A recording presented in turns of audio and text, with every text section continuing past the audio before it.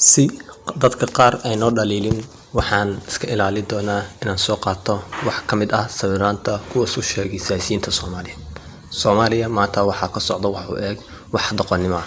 Wax xitaa dhalinta maanta ku nool wadamada Yurub ee Soomaalida ay ku dhaqmi lahaayeen hadday hogaami lahaayeen wadankaas baaxadda weyn.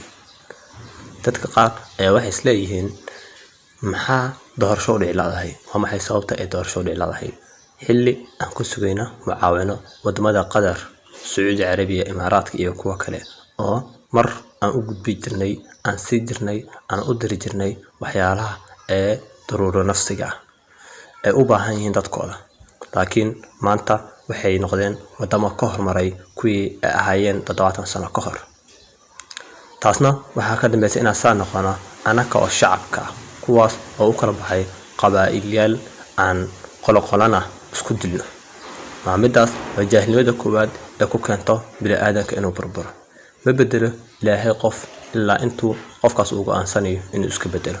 Laakiin haddii maanta siyaasiyiinteena kuwa hogaaminaya ee siyaasiyiinta isku sheegayaan ay u dhaqmiyaan sida taas, maxaa ka sugaysaa dhalinta iyo shacabka Soomaaliyeed? Haddii maalin kasta la diliyo qof Soomaali ah miskiin ah aan wax galabsan dhig ku dhex daadanayo magaalada caasimadda ee Muqdisho iyo gobolada kale ee Soomaaliya ka mid ah, waa maxay sababta ay Soomaaliya amni ku noqonayso? Sababtaas waxa weeye in maalin kasta qof lagu diliyo miskiin ah. Hadduu qof muslim ah dhigiisa si xaq darro loo daadiyana meeshaas waxa ka sii bilaabanayso fidno si Ilaahay noo sheegay. Siyaasiyiinta Soomaalida ayaa asbuucyadii la soo dhaafay waxay isku haysteen xilka wadanka xilli filla Soomaaliya iyo wasiirka koowaad ee dowladda ra'iisul wasaaraha Roble iyo Farmaajo ay isku hayeen xilka. Mucaaradka dhankooda way qaylinayeen waxayna sheegayeen in ay doorasho dhici dooneen.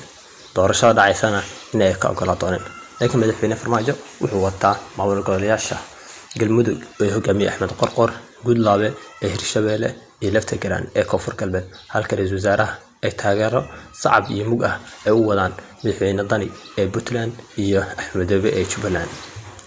Halka Cumar Finish oo duqa magaalada magacaabisna ku soo galay duqa magaalada ee Muqdisho uu gacmaha u tumiyo Farmaajo, taasoo sabab u ah maxaa yeelay Farmaajo ayaa waa keenay xilkan hadduu rabo uu ka qaadi karaa. Markii la fiiriyo madaxda kuwa xilka maanta hayo, kuwa isku hayo iyo kuwa wadamada shisheeye joogaan ee rabo waxaan qaltaagaya inay noqdaan mar madaxweynaha Soomaaliya, waxay u dhaqmiyaan si ka doqonsan sida dhalinta maanta Yurub ku nool ee daroogada ay isticmaalaan. Haddii saan iska bedeli weyno Ilaahay ma nabadgeliyo. Waa inaan anaku marka hore isbedelnaa. Waa inaan isku daynaa inaan iska dayno waxaan. Muuqaalkeena intaan ayaa ku soo gabagabeynaya. Assalaamu calaykum waraxmatullaahi wabarakaatuh.